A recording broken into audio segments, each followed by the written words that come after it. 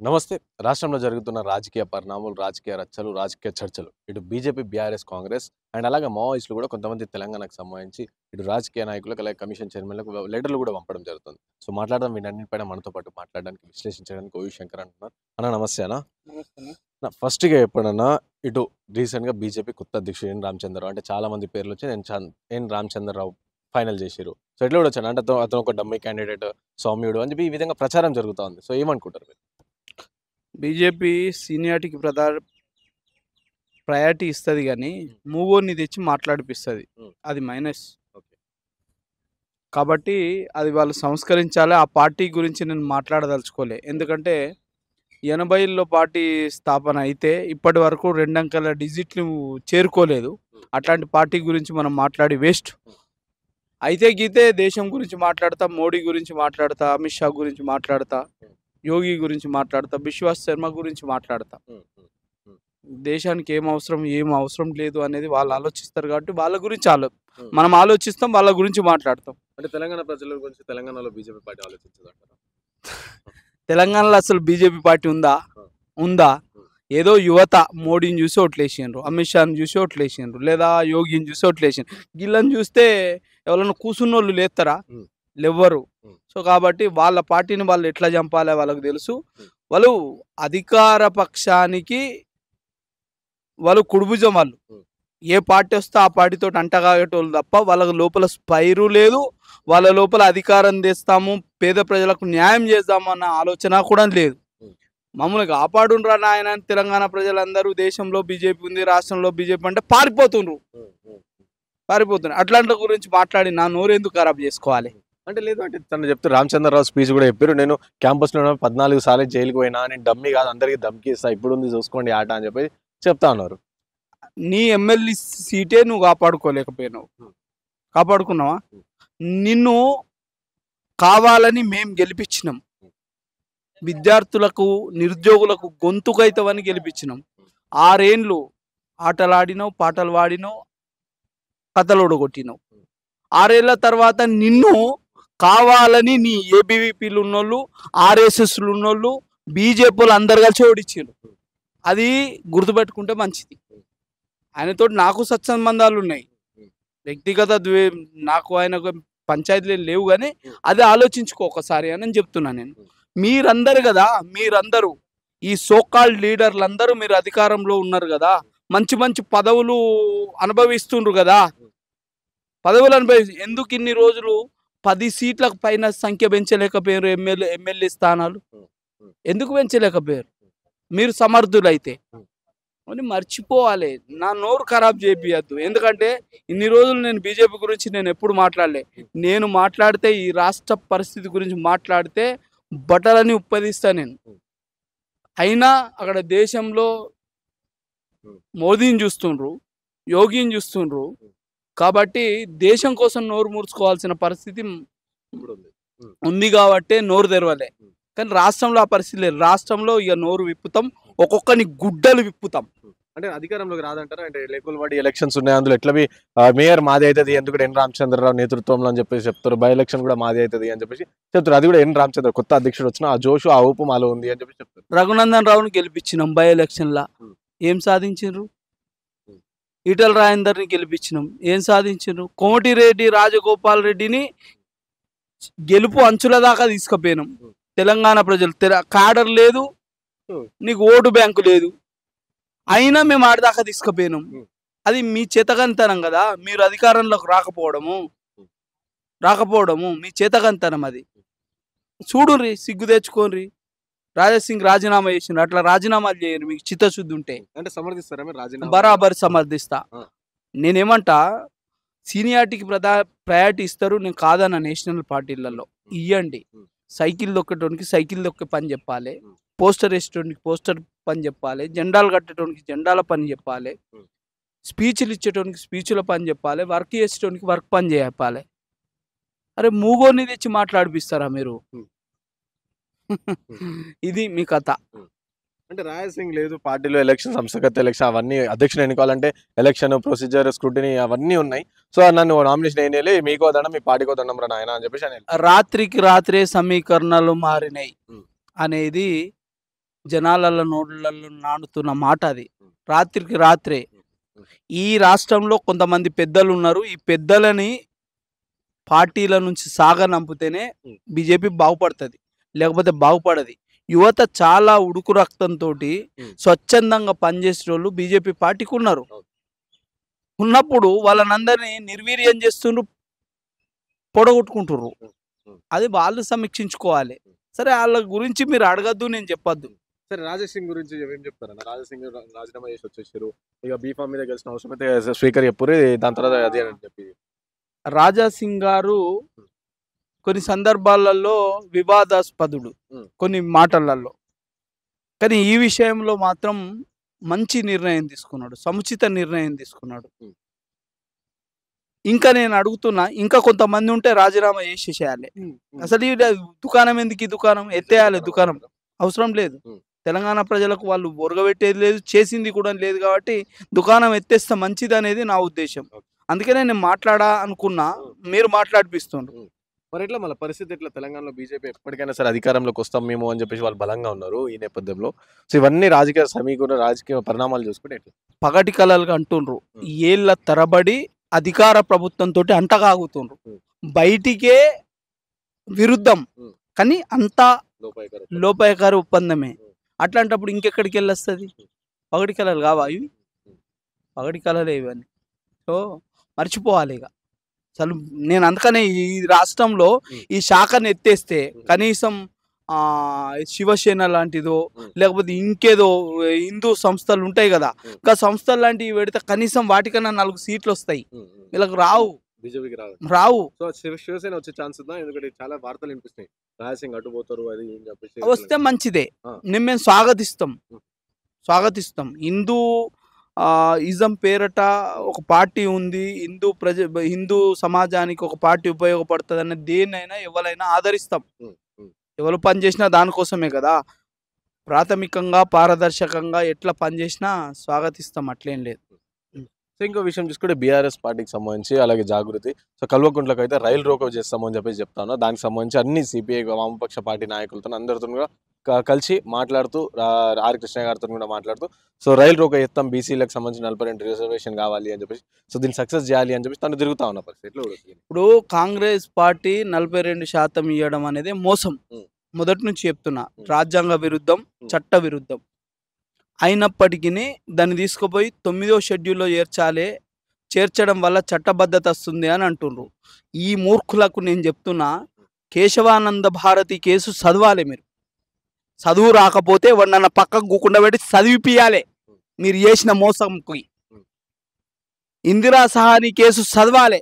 నిన్న మొన్న చంద్రబాబు నాయుడు చేసిన ఏజెన్సీ ఏరియాల కేసు చదవాలి. మీరు చదివితే మీకు సిగ్గు, లజ్జ, మానం వస్తుంది. మోసం చేసిన దానికి ఆ మోసాన్ని వీళ్ళు చట్టబద్ధం చేయమంటారు. ఇగో ఇదే రాజకీయం. వాడు మోసపు హామీ ఇచ్చిండు, ఆ మోసపు హామీని చట్టబద్ధం చేయమని ఇగో ఈమె ప్రాకులాడుతుంది. మరి నువ్వు ఇన్ని రోజులు ఏం చేసినది? మీ నాయన ఉండగా 42 కాదు 50 ఇవ్వచ్చు కదా, ఇచ్చి చట్టబద్ధం ఎందుకో వేయలేకపోయినావు? ఆఫ్టర్ ఆల్ 10% ఎస్టీలకు ఇచ్చిన రిజర్వేషన్ ముస్లింలతో పాటు కలిపి దాన్ని పోడగొట్టినావు కదా. ముస్లింలతో కలిపి బిల్లును పంపి ఆ 10% వచ్చే 4% పెరిగి వచ్చే రిజర్వేషన్ కూడా గంగలో కలిపినావు కదా. ముస్లింలకు 10% ఏది రిజర్వేషన్ 12%. మీరంతా మోసగాళ్ళు.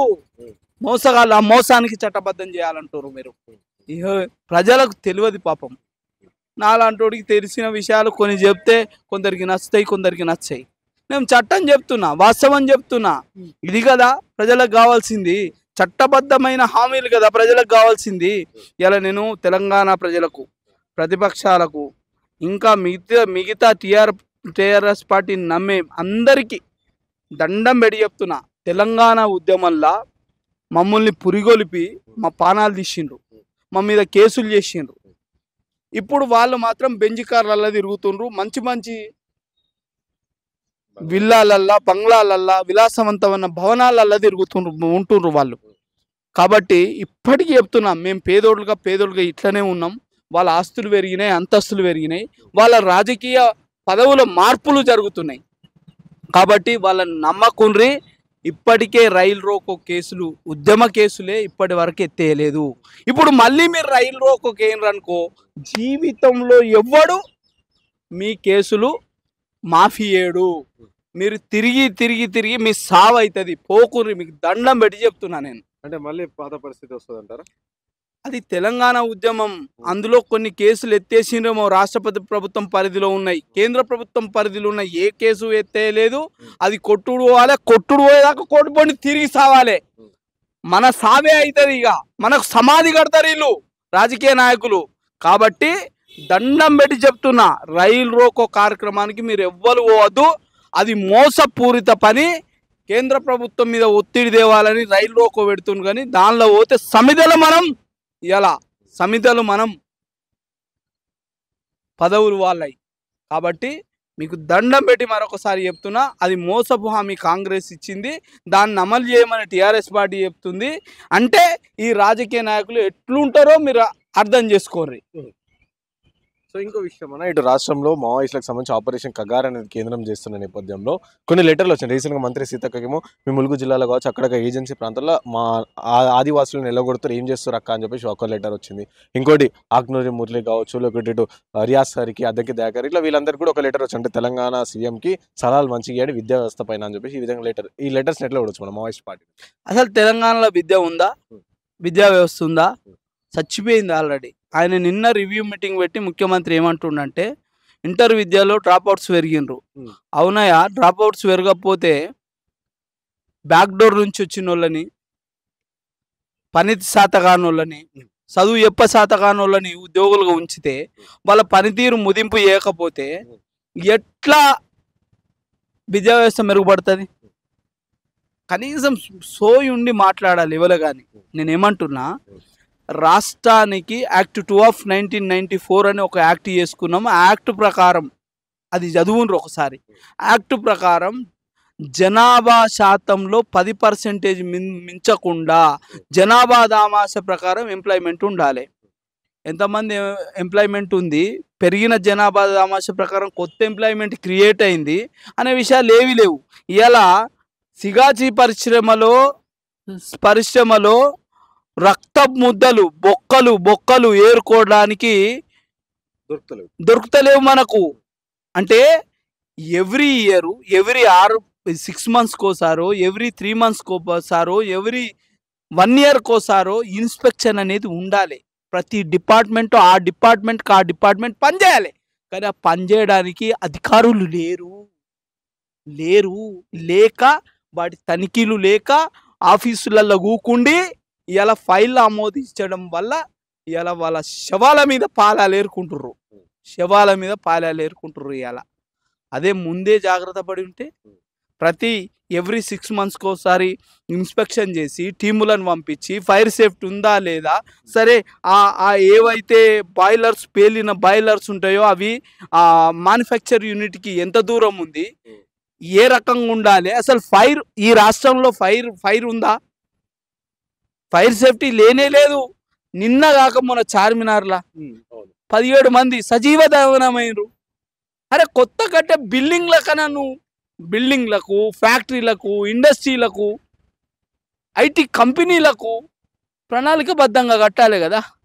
టౌన్ ప్లాన్ వేసుకున్నావు కదా, ఎందుకు వేసుకున్నావు టౌన్ ప్లాను? దాన్ని బొందలు పెట్టడానికి టౌన్ ప్లాన్ వేసినావు. ఏ ఏరియాలో ఏది ఉండాలి, హెచ్ఎండిఏ పరిధిలో ఏ ఏరియాలో ఏది ఉండాలనే ఒక కొలమానం పెట్టినావు కదా. ఇండస్ట్రియల్ జోన్ అని, కన్జర్వేషన్ జోన్ అని, రెసిడెన్షియల్ జోన్ అని, బఫర్ జోన్ అని పెట్టినావు కదా. ఎవడన్నా ఫాలో అవుతుండా ఈ రాష్ట్రంలో? అసలు అధికారులు దాన్ని పాటించడానికి కూడా అధికారులు లేరు. అధికారులకు చిత్తశుద్ధి లేదు, నిబద్ధత లేదు. అందుకే ఈ సంఘటనలన్నీ జరుగుతున్నాయి. విద్యా వ్యవస్థ నాశనం చేస్తే ఈ రాష్ట్రం నాశనం అవుతుంది. తాగుబోతులను చేయాలి, బార్లు పెంచాలి, బీర్లు తాగిపోయాలి, బీర్లకు ధరలు పెంచాలి, ప్రభుత్వం సొమ్ము చేసుకోవాలి, సొమ్ముల కమిషన్లు వేసుకోవాలి. ఇది తప్ప ఒక వ్యక్తిని స్వశక్తిగా తయారు చేసే విజన్ ఏ రాజకీయ నాయకుడికి లేదు. వేస్ట్ అదంతా మాట్లాడి. ఇయ్యాల పేపర్ చూడు, ఆఫ్ షోర్ క్యాంపస్లు అంట. ఏ ఈ రాష్ట్రంలో గొడ్డు పోయినాయి ఆ సంస్థలు, ఉన్న సంస్థలు స్ట్రెంత్ ఏం చేయరాదు. ఆఫ్షోర్ క్యాంపస్లకు ఏం పని? పక్క రాష్ట్రంలో ఉన్న university, deemed university, private university ఈ రాష్ట్రంలో ఏం పని? గర్జు ఉంటే అక్కడికి పోయి చదువుకుంటాడు. అంత మంచి ఇన్స్టిట్యూషన్ అయితే అక్కడికి పోయి చదువుకుంటాడు. ఎన్ఐటి, ఐఐటి, IIITలలో పోయి చదువుకుంటలేరు. ఏం ఊరగబెట్టిండ్రని ఈ రాష్ట్రంలో విచ్చలవిడిగా సర్టిఫికెట్లు అమ్ముతుండ్రు. ముసరంబాగ్లా సర్టిఫికెట్లు అమ్ముతుండ్రు తీసుకొచ్చి 100కు 100 మార్కులు ప్రైవేట్ యూనివర్సిటీలకు అనుబంధంగా పెట్టి అమ్ముతుండ్రు, పట్టాలు అమ్ముతుండ్రు. ఇలా ఎవడు దాని మీద పర్యవేక్షణ? ప్రైవేట్ యూనివర్సిటీల మీద పర్యవేక్షణ ఎవడు? డీమ్డ్ యూనివర్సిటీల మీద పర్యవేక్షణ ఎవడు? పట్టాలు అమ్ముతుండ్రు అంటున్నా. ఇవాళ నా దగ్గర ఆధారాలు ఉన్నాయి, ఆరోపణ చేస్తలేను నేను. ప్రతిదీ డాక్యుమెంట్ ఉంటేనే మాట్లాడతాడు శంకర్, లేకపోతే మాట్లాడాడు. ఊరికే వేగ్గా మాట్లాడ. సో కాబట్టి ఆధారాలు ఉన్నాయి. ఇలా పట్టాలని అంగట్ల సరుకు లెక్క అమ్ముతుండ్రు. ఎవరికి కావాలి డీమ్డ్ యూనివర్సిటీలు? ఏం పని ఈ రాష్ట్రానికి? ఇన్ని స్టేట్ యూనివర్సిటీలు ఉన్నాయి కదా, వీటిలలో సీట్లు మిగిలిపోతున్నాయి కదా, వీటిని స్ట్రెంథెన్ చేయాలి కదా. డిగ్రీ కాలేజీలలో సీట్లు ఎవడు ఏర్తలేడు కదా, ఇంటర్ కాలేజీలలో ఏర్తలేడు కదా, ప్రభుత్వ పాఠశాలల అరే ప్రభుత్వం దగ్గర లేని ఫెసిలిటీ ప్రైవేట్ దగ్గర ఏముంది? సిగ్గైతుంది. నిన్న నేను మా అమ్మని తీసుకొని నిజామాబాద్ పోయింటి దవాఖానికి, ఒక మంచి డాక్టర్ ఉన్నంటే. అక్కడికి పోతే దాని మొత్తం ఎమ్మెల్యే వచ్చి డాక్టర్ హాస్పిటల్ ఇనాగ్రేషన్ చేస్తుండు. ఇవాళ ఎవరు ముఖ్యమంత్రి ఏఐజీ హాస్పిటల్ పోతుండు. నువ్వు ఏడికి గాంధీకి పోయి కొత్త యూనిట్ ఓపెన్ చేయాలి కదా, ఉస్మానియాకి పోయి కొత్త బిల్డింగ్ ఓపెన్ చేయాలి కదా, వరంగల్లో ఉన్న మెడికేర్ ఆసుపత్రి ఓపెన్ చేయడానికి నీకు టైం దొరుకుతుంది. ఇక ప్రభుత్వ సంస్థల మీద మంచి పేరు ఎక్కడ వస్తుంది? అవే బాగున్నాయి అన్నట్టు కదా నువ్వు వాడికేనా అంటే, ప్రభుత్వంలో ఉన్నాయి పనితీరు బాగలేదన్నట్టే కదా. అయిపోయా, ఇంకేమున్నది? వీళ్ళు విద్యా వైద్యాన్ని మొత్తం నాశనం చేయాలనుకున్నారు. చేస్తారంతే. ఇంకో విషయం, రాష్ట్రంలో రీసెంట్గా ఎంతో ముందు నుంచి కొత్తగా ఒక చర్చ వచ్చింది ఫైనల్గా. సో రోషియా విగ్రహం లక్డికప్పులో పెడతామని చెప్పేసి ఒక వాదన వినిపిస్తుంది. దానికి తెలంగాణలో ఆంధ్రుల విగ్రహం ఎందుకు అని చెప్పేసి కూడా ఒక చర్చ నడుస్తుంది. మీరేమంటారు ఈ విగ్రహాలపై? ఇలా 369 మందిని చంపినోని విగ్రహం ఉంది మన తెలంగాణలో. ఇంకా తెలంగాణని సావుల తెలంగాణ ఏని సెంట్రల్ గవర్నమెంట్ సంబంధించిన ప్రతిపక్ష పార్టీలకు సంబంధించిన విగ్రహాలు ఉన్నాయి. ఇప్పుడు ఇవాళ రోషయ్య విగ్రహం కూడా పెడతారు. ఇవాళ కేసులు పెట్టించింది కదా మా మీద. ఒక మాటకు రోషయ్య లేకపోతే అసలు తెలంగాణ రాలేదు. అసమర్థుడు లేకపోతే ఇవాళ ఉద్యమం ఉధృతం రాకపోతుండే. అయినప్పటికీ ఎక్కడ పెట్టుకుని ఆడ పెట్టుకోండి. మీ కాంగ్రెస్ పార్టీ అయినప్పటికీ ఆంధ్ర వ్యక్తి కాబట్టి ఆంధ్రాలో పెట్టుకోండి. నేను ఒకటే సవాలు విసురుతున్నా.